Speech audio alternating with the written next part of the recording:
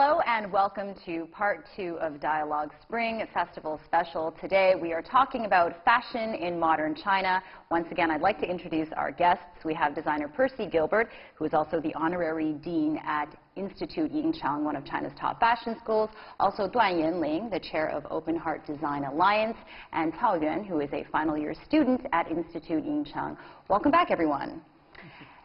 Last time we left off, we were talking about the see now, buy now mentality. And I want to start off by reading you this quote from Bruno Pavlovsky, who's the president of Chanel's fashion. He says, I quote, "Every brand has to decide what they want for their future. If a brand wants see now, buy now, then good for them. But I don't think it's the thing to do with Chanel because of our creative business model. At the moment, we prefer to continue to focus on our product and give our customers not only the best design, but the best quality and the best finishes."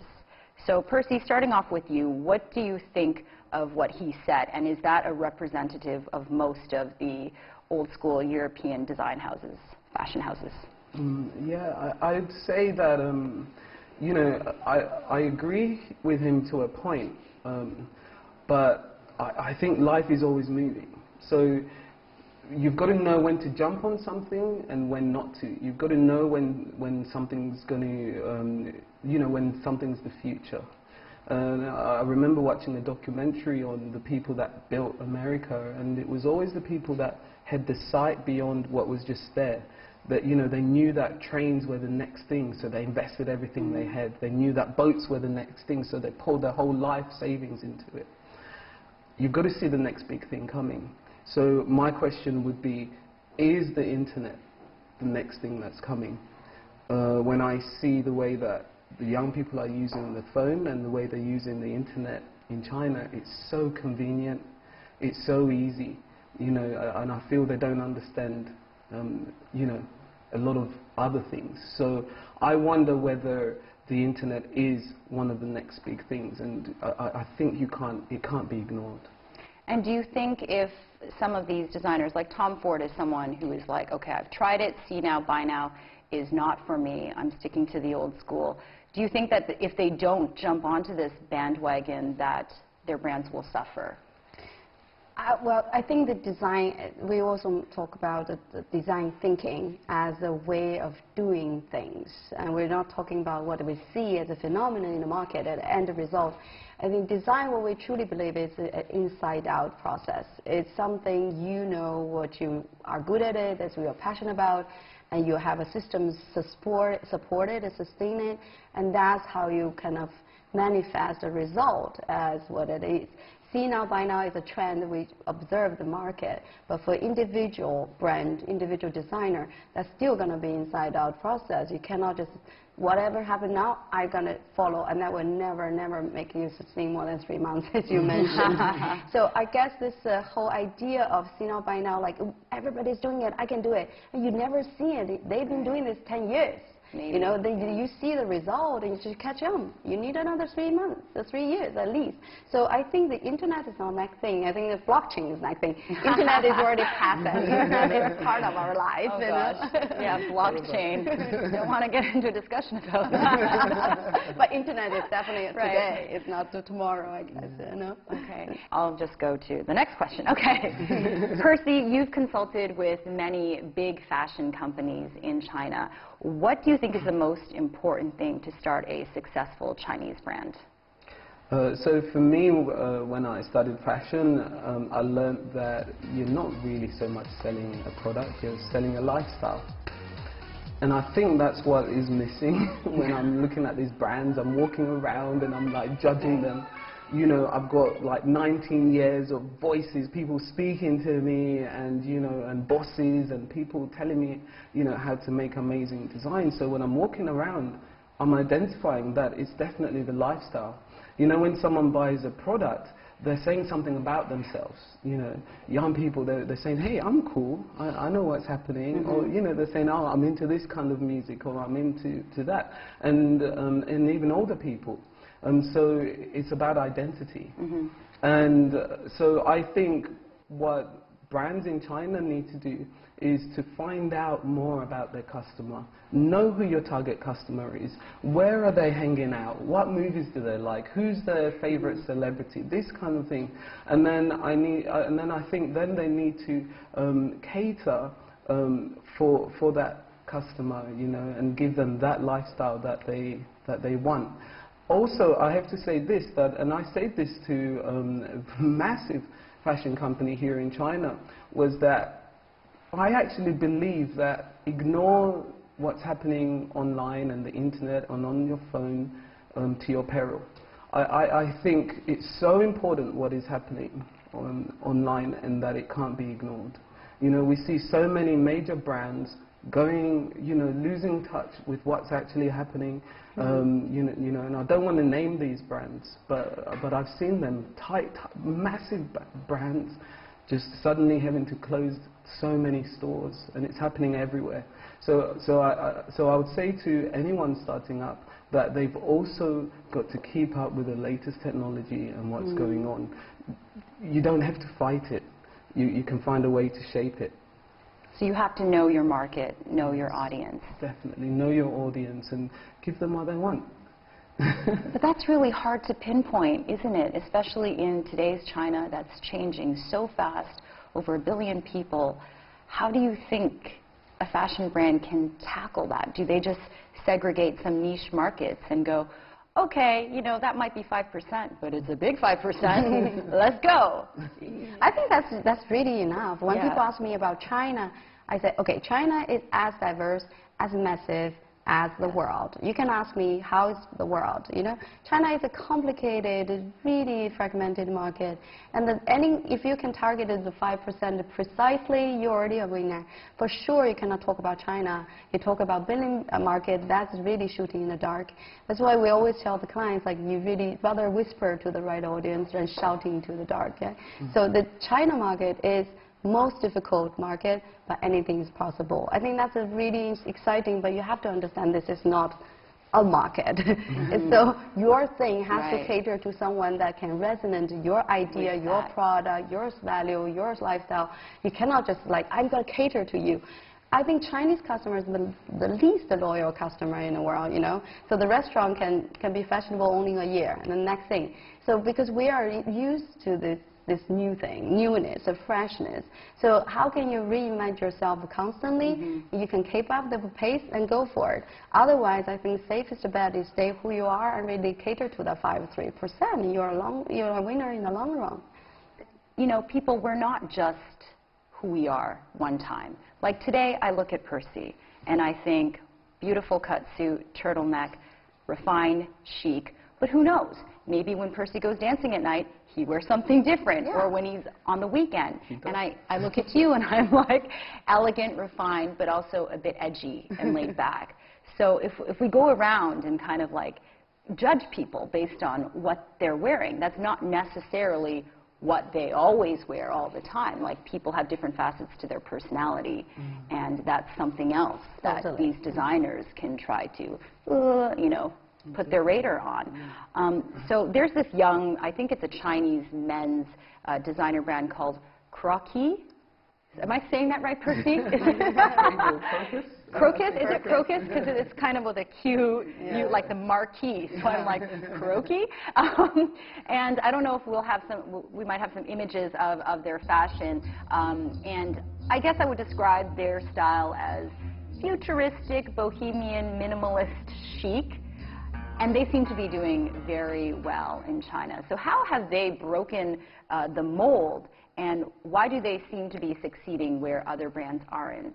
So actually, I've bought products from this brand, and I actually think that they're doing something exciting. And you know, I know you mentioned the Japanese influence, etc., on fashion. And for me, I feel this is where younger Chinese designers are actually doing something that can go from China into the West. Right. So I actually see that as a brand that will do well, not just in China. You know, maybe you know, I don't know what they're doing, but maybe they should think about that, because they're doing something that is Chinese, but it's new. you know, it's Chinese designers, but it doesn't look old. And it's really exciting, the product, the offer that they do. What they're doing, I would say, is that they're sticking their neck out. They're trying new things, and they're saying that they realize, oh, we could fail, the customer may not understand, but let's just try it. Right. And what's happening is that it's working. There are major fashion brands, especially during Chinese New Year, that will incorporate kind of very stereotypical Chinese things into their clothes. Like, oh, I'm going to slap a little paper cutout of a dog on a jacket, and that's going to be cool because it's the year of the dog, or some lanterns, or some cherry blossoms on a skirt, and they think that this will suffice as you look at it and, wow, it's Eastern in its design element. So, you know, Yanling, do you think this is something that you notice as well? I call it sticker designers, like it just puts anything on top of anything that should work, and that really never integrate. I felt that, again, we were talking about inside-out design. When you talk about the curriculum, I really like their design. The idea is, I believe they were very much influenced by Japanese design at the beginning, and eventually they evolve in their own style. Those kind of design, they still play very safe, you know. They have this gray, black, white. It's easy to stay in a cool category, and they are very bold in testing those details. You know, this bold asymmetric cuts we never find in Scandinavian design. So I think there's an interesting, it's still an emerging trend that they are leading, for sure, the way. But if you look at back in Chinese history, that's why open heart design lines really stress the issue to be new for the world, but still looking for Chinese DNA. And the idea of, in Weijing Nanbei Chao, the idea of being the Chinese, extremely minimalistic and extremely long-wearing, and it's very comfortable, but we call it a dachi, you know, it's very graceful. You take this really tremendous literary style into the new world. I see that is coming in interior design, and sushi has a very strong elements of that. You know, you have this gracious coolness, but not like I'm around senile by now gracious. There is only boldness in detail and testing. It's very moderated, try new and stick to the old. And I found that there's kind of an inside-out approach as well. Definitely not a sticker or dog. I will really worry if they start doing so, you know. Okay. And we'll continue our discussion when we come back. We are Dialogue. We're taking a short break now. Please stay with us.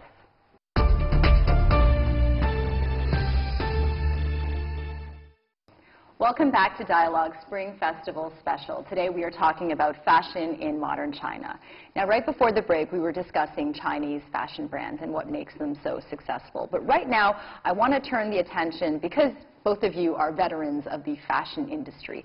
I want to know what happens during all these fashion weeks, design weeks, and the types of people or characters that you meet, because I'm sure our viewers would like to get an inside scoop. Who wants to go first? More correctly, I'm much more in design industry than in fashion. At the beginning, I thought it was very unclear lines between them. So like 2 or 3 years ago, I developed a brand called Leah. It's in fashion. I thought, okay, some design brand, I can develop some other design projects. So I end up in some fashion weeks in the world, and also in Shanghai. I have to say, I found it is so different. It's a completely different world. Design industry, at least we are built by this motto, serve the people, serve the market. And serving the other make you, automatically, you have to restrain your ego standard. And in fashion weeks, I was shocked at the level of people's, you know, and I think the idea about the fashion industry is so much driven by insecurity, by vanity, and also by the level of creativity, for sure. Otherwise you would never be there. But the culture in that industry is so much influenced by who's who do I know, and who's upcoming, who has the most powerful media behind their back. And also, how do you look? Why I will need to cater to you. So I'm sorry that to mention this very ridiculous scene behind the scene, but I have to say I was a little bit shocked because I felt fashion is a very creative industry. Every year you have to come up new, but maybe this underling rush also destroy people to some extent. So the idea of that courtesy, like this manners and this really gracious, like, or at least kind treatment to people. It's very rare in Fashion Week. To be honest, if you don't have the invitation, you're nobody. If you don't know that person, you're nobody. I was so shocked by that standard. But of course, probably not the only. I'm probably not the very recognized face to have that treatment. But to be honest, I found that has to be addressed because that must have reflect some degree of what this industry is facing and how they encourage the young people to be thinner, prettier, whiter, whatever it is, to drive that industry. I don't mean fashion is the evil industry. By all means, I love fashion as a way of express yourself, as really a whole package is you presented to the world. And my father always say, get dressed well to go and decorate the environment outside. You know? That's the idea of you be treating the world, right? But the Fashion Week culture, at least, maybe you have other more pleasant experience to share. I think fashion definitely attracts a certain type of person. Okay. And I guess that's why I'm in it. You know, because, you know, I like it. I like people. I like the crazy ones. You do? Yeah, sometimes people have to warn me. You know, I once had someone come up to me, Percy, that person working for you, isn't she a little bit, you know? And so I remember working, you know, when I was very young. I used to work for free at the London fashion shows. And so one of my jobs was to sit people, to tell them where to sit. And you know, we all know there's a hierarchy. Right. You're sitting on the front row, you're pretty special. You're somebody. Right. You know, and yeah, you know, there is that side of fashion. And I remember somebody came to me, oh, where should I sit? And then, you know, I sat them somewhere and they got really annoyed with me. They were actually a celebrity who I hadn't recognized. And yeah, they were so upset because, you know, I didn't recognize that they were a celebrity. And so I think, you know, fashion, you know, it's what's happening in the world every single day, but intensified into a really small moment of time. And you've got to think about these designers. They're working day and night, right? Maybe when I did the McQueen, worked with McQueen, actually they invited me to Paris when he was the head of Givenchy. So I went and I worked a show at Givenchy. And the night before the show, we worked the whole night. We worked the whole night. We were drinking champagne and we were working. Drinking champagne and working. That sounds like a good job. Yeah, so, you know, you put so much of who you are, you know, into this 20 minutes. You know, shows are quite short, maybe 20 minutes. So, you know, no wonder it all kind of comes out in a certain way, you know what I mean? Yeah. And finally, that show, I was backstage working with another very famous designer. I did not have a clue who he was, and it was only when he mentioned a few things, and I was like, wait a minute, are you Philip? Are you Philip Tracy? He's like, yes. And he's like one of the most famous hat designers in the world. And I was just like, oh. But he took that really well. Yeah. So I guess I've got a thing of not knowing who celebrities are and stepping on their ego. But that's just something about you. You're not like seeking, you know, status or who to work with. And it's not just about like, you know, wearing the name brand on the outside, right? But I think in this industry, in any industry, it's hard for people at the top to keep their egos in check, because think about the steps that it took for them to get to that level. But do you think for younger designers in China that this is going to be an issue given the social climate? Can I just mention, like, first part, I think the people who truly have reached that point, I think they really already overpassed that ego issue. And I think it's only people are on the climbing stairs and really keep things in check and really not to cover everything, have this issue to get it going, because ego give us more competitive power to go forward. But those who truly get it, and I met some amazing, amazing people in Davos, and I thought they are going to be this, you know, top of the world, and as a business student, the most boring people. But I felt that that was extremely my prejudice coming away, because once you are there, you have to be overpassing that stage. So that's come to the second part. I think for the designers, I thought you should really look up to the top, like looking at the real, those who really understand what is a success, what is the goal you want to reach. It's not to be someone recognize your face or name, but if you really want to leave a legacy, at least you want to have that goal. Maybe you only reach that ego state, but you have to have that goal. Then otherwise, it's such a dangerous path. If you look at the the news, I was in Davos with one of my old friends, and you know, there's some many sad stories. And we should really keep that in check. I don't think ego is the only way to get where you want to be. This is just a kind of a myth about success. Well, that was a very important distinction that you made about people at where they are in their careers and Maslow's hierarchy of needs. Once you've fulfilled all those emotional and survival, then you're kind of like, oh. You're like saying, nothing can touch me. It's okay. Let them eat cake. I'll join too. Exactly. And Yanling, what do you think about that? Having, you know, been growing up in China and witnessing the changes between your parents' generation, your generation, and what's happening now. This is really funny. When we went skiing 2 days ago with my friend, she's an architect, she has offices around the world, and she was saying, look, we just came out with a cable, and she said, think about it. My parents, our parents would never imagine the life like this. See? And then we also met some really young tourists in Zurich, and then Chinese tourists. They're so cool, they're so fashionable, they really have this new style we never saw that China already has. So we witnessed all this like generation gaps. I think it's definitely one thing for sure. It's a wonderful to see that progress, that changes. And the other thing is, again, like middle-aged people always think about the context and social context. I think that Chinese younger generation has a little bit more challenge, and at our age is to have a really mainstream role model or ideas of guidance to really understand who, what, where to follow. And then there's the social media as the strongest, the voice. Whatever channel you end up to, you are in this echo chamber. So either, you know, you are segregated by different chamber of echoes, and you just stay there.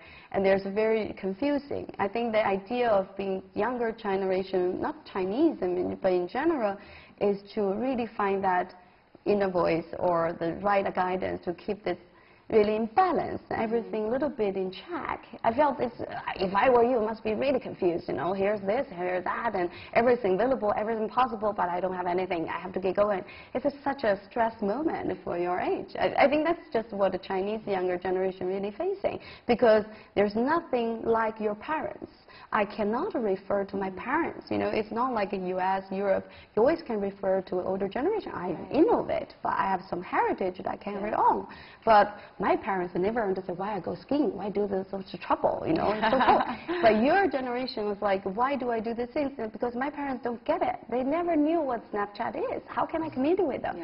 So this is very challenging time for me. I think it's to see who to follow what. And younger generation is definitely a challenge, mentally, psychologically, in the long run, I think.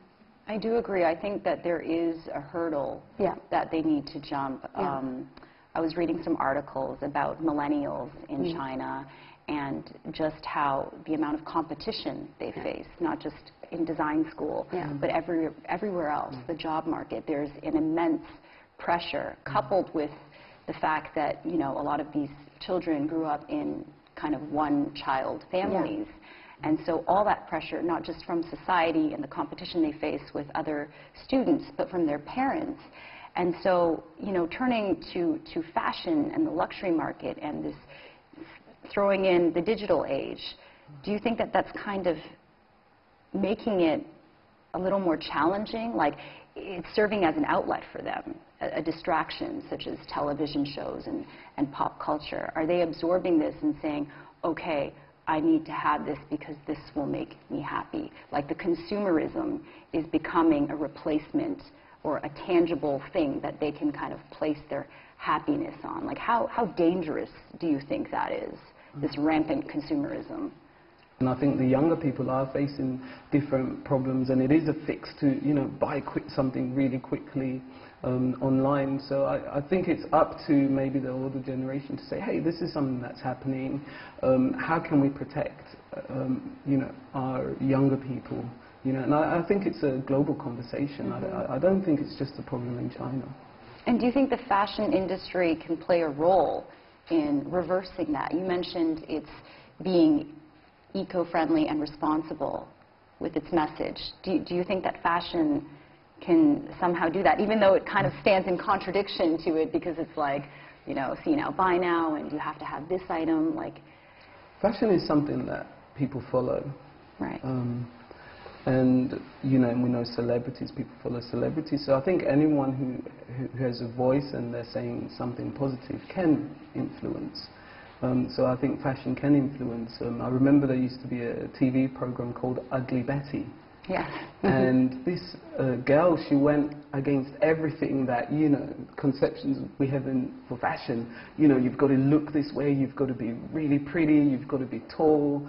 She was everything opposite.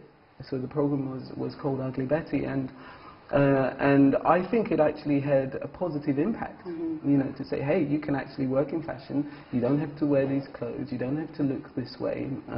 And I think designers are kind of responsible for the images that they're putting out, because not just younger people, older people are trying to copy that lifestyle. So they want to be that person in that image. So I think you can influence. I've seen designers use, in fact, I'll say this, the first thing that I worked on for McQueen was actually went on a disabled model. And it was on the front of the cover. It's one of these iconic things, and it was on the front of the cover. And the model had no leg. And so I think that he did something really positive. He wanted to address something and say, hey, you can be disabled but still be a model. Wow. Yeah. And you actually see lots of like 60 years old models these days in the wrong way. There's new new trend of ad campaign looking for diversity. I think for younger generation especially, we always look for role models. And each insignificant role model put a very strong imprint in our life and how we see the world and improve. So I think China, we definitely need positive role models, especially in fashion industry. Fashion industry definitely has responsibility to do that. So far, we haven't seen that. There's still like a faceless coolness. There's no personality expressed. I think the personality is the next stage, and Chinese fashion has to face. Do we have the Yuji Yamamoto? It's because of the personality, not the blackness. That's great. Well, I wish we can continue our conversation. Unfortunately, that's all the time we have, but two very important words to end on: diversity and role models. Going into the future, I do hope we see more of that. Thank you so much for joining us, and this concludes Dialogue Spring Festival Special. I'm Jennifer Shong. See you next time.